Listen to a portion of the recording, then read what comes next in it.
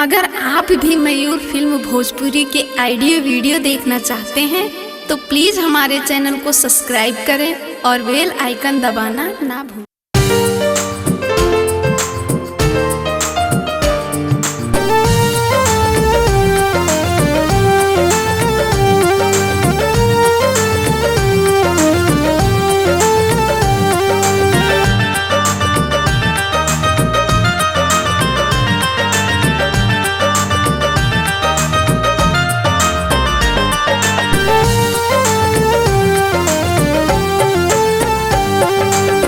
खर्च नहीं के पूरा होता तोहरा कमाई से, खर्च नहीं के पूरा होता तोहरा कमाई से।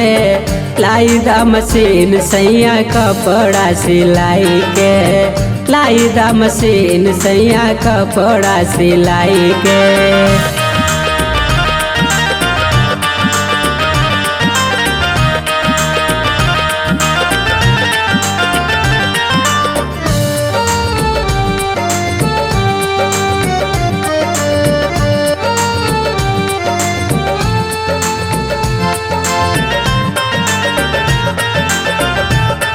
ए जी सुनी ना, बेच के जमीन कुला पियले बात दारू, घरवा के काम कुला करे में हरारू।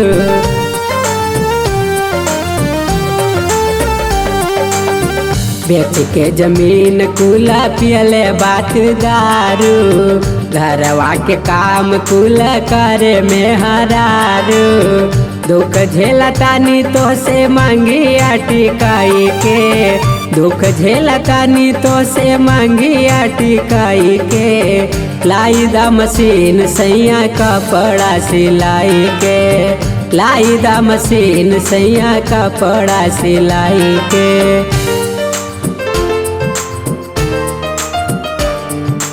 मयूर रिकॉर्डिंग स्टूडियो मेहपुरवा।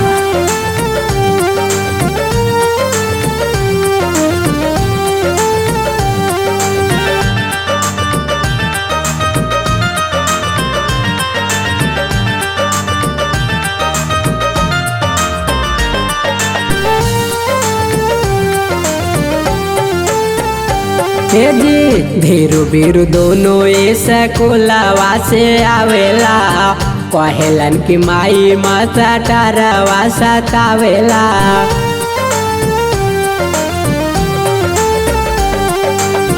धीरू बीरू दोनों ऐसा कोलावा से आवेला, कहेलन की माई माता टारवा सतावेला। कहे धर्मराज फीस पड़ल बा पढ़ाई के, कहे धर्मराज फीस पड़ल बा पढ़ाई के। लाई दा मशीन सैया कपड़ा सिलाई के, लाई दा मशीन सैया कपड़ा सिलाई के।